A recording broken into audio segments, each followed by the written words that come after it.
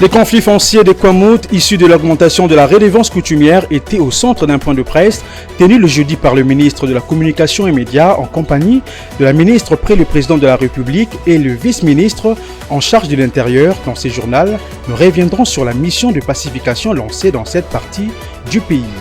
L'artiste musicien Blaise Boula revient à la tête du conseil d'administration de la Sokoda après l'Assemblée générale ordinaire de cette structure culturelle qui s'est tenue le jeudi au Musée national. Reportage à suivre également dans ces journaux. Vous informer, c'est notre devoir, mesdames et messieurs. Bonsoir et bienvenue dans cette édition du journal. Les conflits fonciers des Kwamout, issus de l'augmentation de la redevance coutumière, étaient au centre d'un point de presse tenu le jeudi par le ministre de la Communication et des Médias en compagnie de la ministre près le président de la République et le vice-ministre en charge de l'Intérieur. Ils ont également détaillé les comptes rendus de la mission de pacification lancée dans cette partie du pays. Tony Antoine Dibindila et Joe Manana pour ces reportages. C'est justement dans les soucis de pouvoir donner de la place au dialogue. Conduite par Nana Manouanina, la ministre près le président de la République, et Jean-Claude Molipe, les vice-ministres en charge de l'Intérieur, la mission de pacification initiée par le chef de l'État Félix Tshisekedi en faveur du retour de la paix dans les territoires des Kwamout à l'ouest du pays, a recueilli plusieurs informations cruciales. En cette période d'accalmie relative constatée, il s'est avéré que ces conflits violents, qui a occasionné plusieurs morts, des déplacements des populations et des dégâts matériels importants, a opposé précisément les Téké et les fermiers de la région, composés en majorité des Yaka, mais aussi des Bangala, des Baluba, des Bambala et autres tribus. Cette mission veut surtout privilégier les dialogues entre protagonistes en parallèle des actions menées par les gouvernements et les forces de sécurité. C'est justement dans les soucis de pouvoir donner de la place au dialogue face à un conflit issu de la redevance coutumière, un conflit qui n'oppose pas seulement les Téké et les Yaka, parce que certains ont déjà intitulé les conflits Téké-Yaka. J'aimerais peut-être faire un point pour dire que ce conflit ne devait pas être résumé entre le peuple Téké et Yaka, mais c'est plutôt un conflit entre les Téké et les fermiers. Parce que parmi les fermiers, vous retrouvez les Yaka, en majorité, mais aussi vous retrouvez d'autres peuples, les Bangala, d'autres tribus, les Baluba, les Bambala. Donc il n'y avait pas que des Téké et des Yaka. Ça, j'aimerais corriger ça. Cette mission de pacification qui veut mettre définitivement fin à ces conflits ayant connu son apogée mi-2022 avec des affrontements mortels à grande échelle à 3 phases: ramener de la forêt les personnes impliquées directement, les faire réconcilier, puis laisser la place à la justice afin de réparer les torts commis.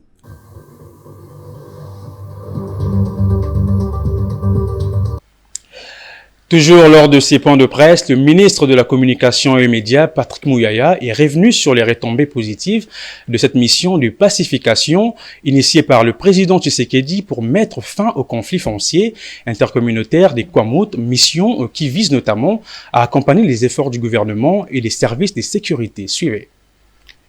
Comme vous le savez, il y a eu beaucoup d'attaques, des assaillants, de conflits intercommunautaires. Et dans le cadre de la stratégie gouvernementale, la stratégie du président de la République pour amener la paix dans cette partie du territoire national, il a été mandaté une mission spéciale de pacification pour accompagner les efforts des forces de sécurité qui devaient ramener la paix dans cette partie du pays. Nous avons observé depuis plusieurs semaines maintenant une accalmie sur le terrain.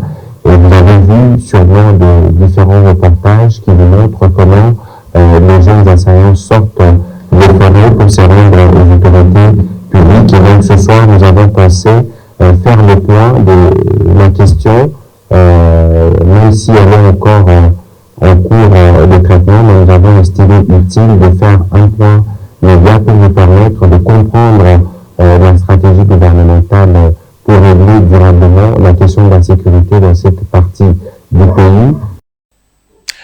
Comme je l'ai annoncé au sommaire, l'artiste musicien Blaise Boula revient à la tête du conseil d'administration de la Société congolaise de droits d'auteur et droits voisins, SOCODA en sigle, en remplacement de Nyo Kalongo après l'Assemblée générale ordinaire de cette structure culturelle qui s'est tenue le jeudi au Musée national. Dans ses reportages, il promet de travailler efficacement afin que le droit des artistes soit respecté. Claude Kungu et Céline Chamala étaient sur le lieu. Il s'est tenu au Musée national à Kinshasa, l'Assemblée générale de la Société congolaise des droits d'auteur et droits voisins SOCODA. Une rencontre élective qui a conduit l'artiste et musicien Blaise Boula à la tête du conseil d'administration de cette organisation. Celui-ci promet de travailler d'arrache-pied afin de donner le meilleur aux artistes congolais et sauver leurs droits. Nous disons un grand merci au gouvernement, en commençant par le chef de l'État, qui lui avait signé l'ordonnance autorisant la création de la SOCODA, contresigné par le chef du gouvernement, et nous remercions infiniment l'accompagnement dans ses attributions du ministre de la Culture, Arts et Patrimoine, et surtout merci à la justice, parce qu'on s'est battu et voilà, la justice a été faite. Aujourd'hui, l'Assemblée s'est tenue après 3 reports. Enfin, les coopérateurs ont eu confiance. Et ce qui m'a beaucoup plus touché, c'est que j'ai vu quand même quelques membres du conseil sortant et même du conseil de surveillance sortant étaient parmi nous. Vraiment un grand merci. Nous qui sommes aujourd'hui entrants, soyons dans la discipline, dans la rigueur, dans le travail et dans l'amour du prochain. Et j'ose croire que la gestion actuellement ne sera pas opaque. Et la chance, c'est qu'on aura quand même des formations et on sera mis à page, vraiment à la page, conformément au niveau international. Signalons que Blaise Boula revient à ses postes en remplacement de l'artiste et musicien Jossar Nyo Kalongo. Cette grande activité a été ouverte solennellement par le ministre de la Culture et Arts dans la matinée et s'est clôturée en fin de journée. Restons dans ces chapitres sur l'Assemblée générale de la SOCODA. Plusieurs artistes, dont le nouveau président du conseil de surveillance et autres participants à ces travaux, ont témoigné leur confiance à la nouvelle direction de cette structure. Ils insistent par ailleurs sur les résultats positifs attendus pour le bien du plus grand nombre. Regardez. Je sais que c'est une énorme responsabilité, surtout d'être fait président du conseil de surveillance. Comme vous savez, c'est un organe de contrôle. Et la plupart des gens qui m'ont élu, surtout ceux du conseil d'administration, sont les gens avec qui je vais devoir travailler et surtout voir comment la gestion va devoir se passer. L'idée ici est de remettre les propriétaires de cette société, c'est-à-dire les adhérents, les coopérateurs, dans leurs droits et surtout le respect qui va avec. L'idée ici est d'être dans une espèce de rupture. Les gens veulent avoir des résultats et je crois que nous tous, nous allons nous mettre au service pour être redevables. Il faut rendre la SOCODA redevable à ses propriétaires. On s'est battu pour que la SOCODA soit aujourd'hui ce qu'il est aujourd'hui. On nous a humiliés. Mais Dieu merci que comme maintenant il y a un nouveau comité, on va s'appliquer. Les ordres et kotaki mingi na société na biso ya SOCODA oyo ya droit d'auteur. Bato mosusu baza kuna bazolela ba paiement. Et puis malgré même à tel loco bapé sakabiso. Depuis un temps, il y avait du désordre à la gestion de notre société des droits d'auteur. Il y a eu beaucoup d'impaiements et même notre rémunération était trop petite alors que la société fait entrer beaucoup d'argent. Nous saluons l'initiative du gouvernement, celle d'intervenir à notre faveur afin que la société soit dans la bonne voie. Aujourd'hui, Blaise Boula est élu président du conseil d'administration. C'est une bonne chose. Nous leur demandons de travailler pour l'intérêt collectif et non individuel. Patron na biso na kati ya nini ya SOCODA ezali eloko moko biso to sepeli mais na bango ndenge bayebwana baya po ya compagnie ekende liboso baya lisusu pona kobomba te. Dans le reste de l'actualité, les projets français FSPI dédiés à la formation professionnelle dans la filière hôtellerie et restauration s'est clôturé il y a peu. Plusieurs panels étaient organisés en parallèle d'un jeu concours culinaire. L'importance de la formation professionnelle dans les domaines susmentionnés pour l'économie d'un État, la production dans la richesse était évoquée. Fulgence Milay, Willy Akonda et Jumanana. En marge de la clôture de ces projets français FSPI, dédiés à la formation professionnelle dans la filière hôtellerie et restauration, plusieurs panels ont été organisés en présence de plusieurs personnalités. L'un des panélistes, Le professeur Jean-Claude Machini est revenu sur l'importance de la formation professionnelle en hôtellerie et restauration, signifiant son apport dans l'économie d'un pays et sa capacité à produire de la richesse. Elle est absolument importante parce que comme nous parlions hors micro, je vous avais dit que dans la composition des biens et services, nous avons toute une branche de services qui concourt à la formation de la richesse nationale, à la formation du PNB, à la formation du PIB. Et dans la mondialisation dans laquelle nous vivons, aucun pays, même s'il est riche en minerais comme le nôtre, ne peut vivre sans les services additifs. L'hôtellerie, par exemple, l'hôtel où nous sommes, reçoit par semaine des tourismes de congrès, de références gastronomiques et tout. C'est pour dire que c'est un secteur qui a beaucoup d'avenir. Le mal dans notre pays, on était habitué à dire quelqu'un qui a un diplôme, il est manager quelque part, mais avec le secteur de l'hôtellerie, on peut être manager de soi-même et produire de la richesse. Elle est importante. Circuler à Kinshasa, vous allez voir, à part le Malais où on était habitué de voir, mais maintenant vous avez de plus en plus aller sur Willery des restaurants et des hôtels, mais surtout des restaurants qui naissent. Cela veut dire que même si nous laissions la place aux restaurants de premier rang, mais les autres restaurants intermédiaires, ça doit se faire. Et là, la jeunesse congolaise a de la place. Ces travaux se sont clôturés les mercredis derniers, avec notamment la remise des prix aux gagnants d'un jeu concours culinaire organisé à l'occasion. Autre chose à signaler dans ces journaux, à la suite de la décision de la Confédération africaine des football, CAF en sigle, liée à la non-homologation du stade de Martyrs de Kinshasa et du stade Kibasa Maliba de Lubumbashi, quelles sont les conséquences et implications économiques étant donné que ces enceintes sportives fonctionnent notamment grâce aux recettes de ces rencontres internationales? Éléments des réponses dans cet élément. Actuellement, le football, le sport, c'est des business. Hein? Aujourd'hui, le Brésil, les pays, si vous savez, si vous gagnez la Coupe du Monde, vous allez empocher combien d'argent? C'est en termes de millions. Même le dernier CHAN ici, les vainqueurs n'ont pas eu moins de 3 millions, je dis bien, je pèse bien, mais 3 millions de dollars. Les 3 millions là, ça peut permettre à faire autre chose. Je pense que ça peut aussi impacter sur l'économie de la RS. Parce qu'actuellement, nous devons quand même savoir qu'actuellement, le sport est devenu comme le business. Ce n'est pas comme le temps que non, le sport, c'est juste pour le loisir. Non. Le sport apporte beaucoup d'argent. Bon, moi, je pense que c'est une occasion. Je pense que le chef, nous devons quand même construire d'autres stades. Vous pouvez imaginer un pays comme la RDC, on dispose que seulement un seul stade de l'État. Parce que l'État de Mazembe, c'est un stade privé. Il n'y a que le stade de Martyrs qui est surutilisé. Vous comprenez? Je pense que l'État, c'est le moment de construire d'autres stades. Vous voyez un peu au Sénégal. Ils ont un nouveau stade au Bénin, en Algérie. Moi, je viens de l'Algérie. Le stade de 1956, c'est un vieux stade. Réhabilité. Le stade Tata Raphaël, fermé, je ne sais pas, depuis plusieurs années. On doit quand même recourir même aux étrangers, même aux Japonais, aux Coréens. Demandez-les, chers amis, venez quand même nous aider. Ils seront prêts pour venir nous apporter leur contribution. Après la démolition dans le cadre de l'opération Coup de poing, des constructions anarchiques, marchés pirates, débits des boissons et autres, érigés le long des avenues des Huileries, Nyangwe et Mouchi à la commune de Lingwala, les tenanciers et plusieurs autres responsables de ces établissements, se disant victimes de cette opération, ont exprimé leur mécontentement dans ces reportages de Fulgence Milay et Ruben Manata.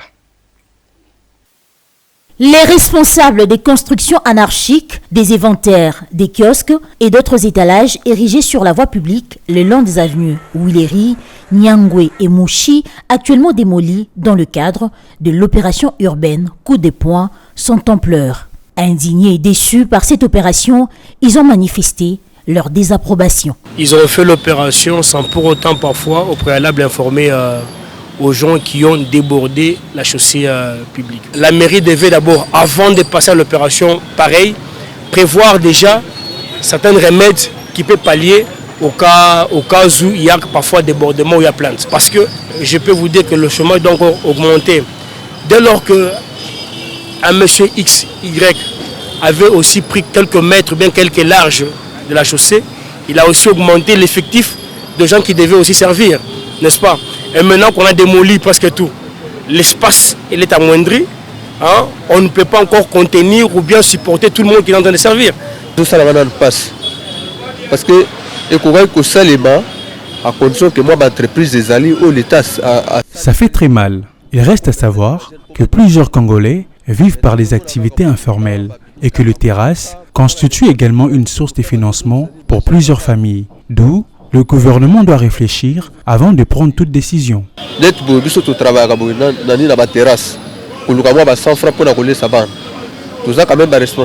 Cette opération lancée par le gouverneur de la ville de Kinshasa, Gentini Ngobila, en début des mois de janvier, vise notamment à restaurer les normes urbanistiques à travers la capitale congolaise.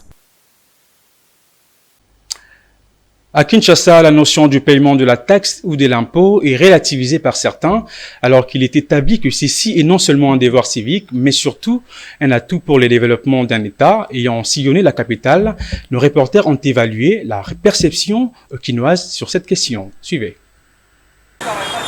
Dans la capitale congolaise, certains considèrent le paiement de la taxe ou de l'impôt comme des faits mineurs.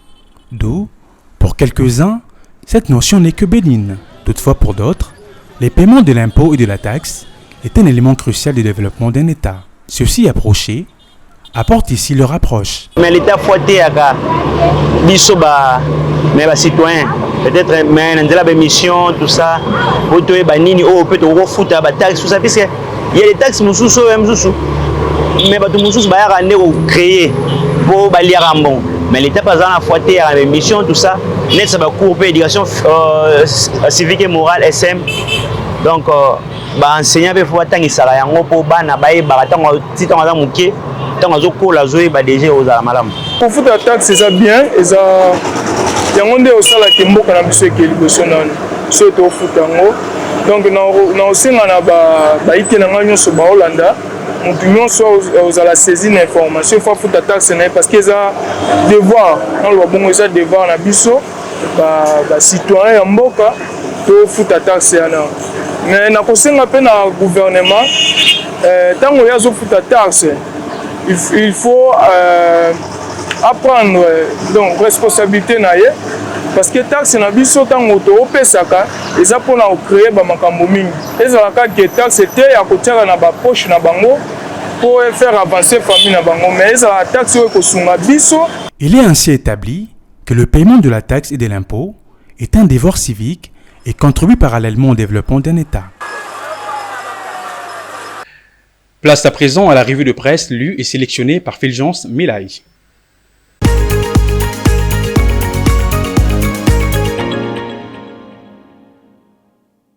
Bienvenue dans cette revue de presse économique. Débutons cette revue de presse avec l'agence congolaise de presse qui titre à sa 6e page « La monnaie nationale s'apprécie à 0,2% sur les marchés parallèles ».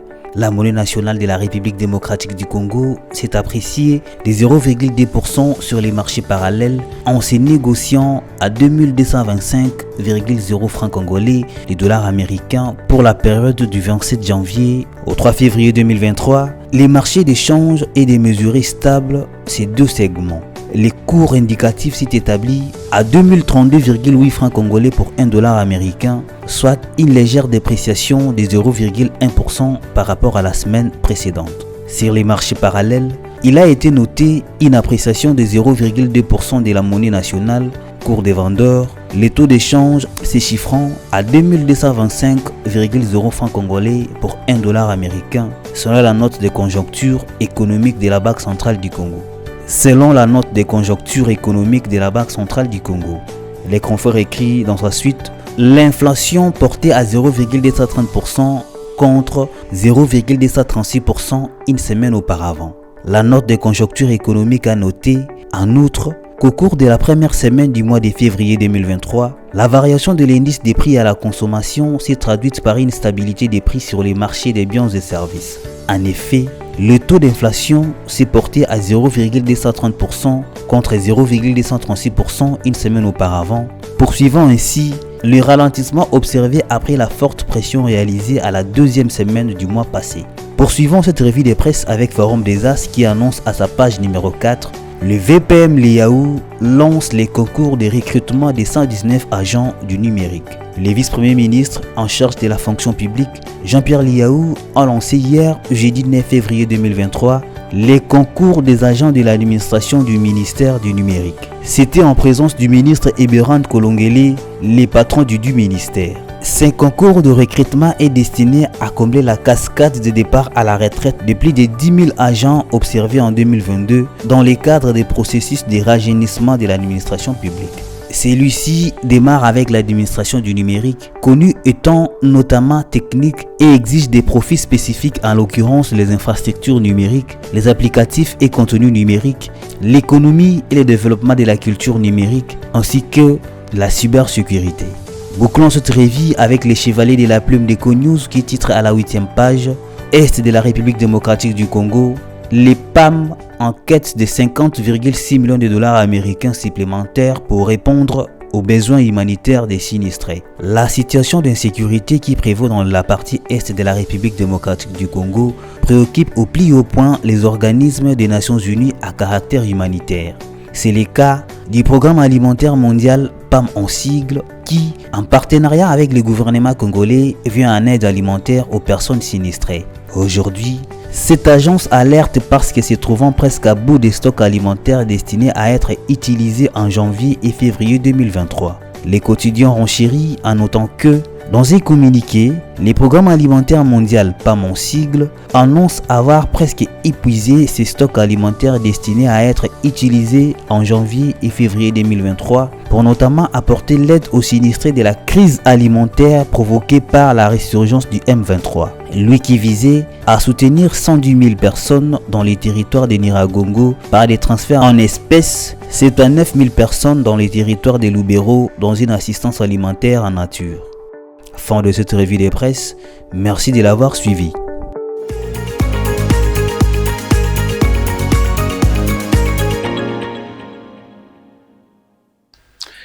Si vous nous avez pris en cours, mesdames et messieurs, voici le rappel des titres. Les conflits fonciers des Kwamout issus de l'augmentation de la redevance coutumière étaient au centre d'un point de presse tenu le jeudi par le ministre de la Communication et Médias en compagnie de la ministre près le président de la République et le vice-ministre en charge de l'Intérieur. Vous l'avez suivi dans ces journaux. Dans ces journaux, vous avez suivi l'artiste musicien Blaise Boula qui revient à la tête du conseil d'administration de la Sokoda après l'Assemblée générale ordinaire de cette structure culturelle qui s'est tenue le jeudi au Musée national. C'est la fin de cette édition du journal, mesdames et messieurs. Merci de l'avoir suivi et bonne suite des programmes sur Ecofin Télévision. Au revoir.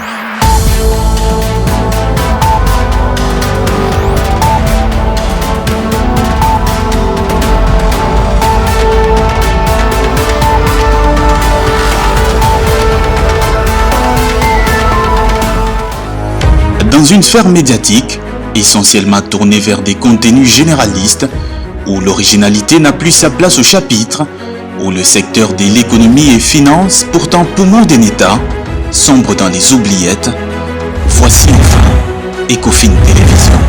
Économie et finance télévision, votre chaîne thématique essentiellement économique, vous offre un contenu original. Nous traitons des questions monétaires, commerciales, énergétiques, minières, pétrolières et environnementales. Notre créneau, vous proposez des informations, des analyses, des perspectives et prévisions économiques. Ecofin Télévision vous permet également de comprendre la coopération entre les États et les institutions, sans oublier l'épineuse question de la dette. Ecofin Télévision, tout savoir sur les investissements, les échanges commerciaux, la balance commerciale et la balance des paiements, le taux d'échange, l'état des lieux de la lutte contre les détournements des finances publiques, la coopération bilatérale ou multilatérale. Ecofin Télévision vous explique comment l'économie nationale est directement liée à l'économie mondiale. Notre particularité fait notre originalité. C'est pourquoi nous disons Ecofin Télévision, mieux que savoir sur l'économie et finances, comprendre.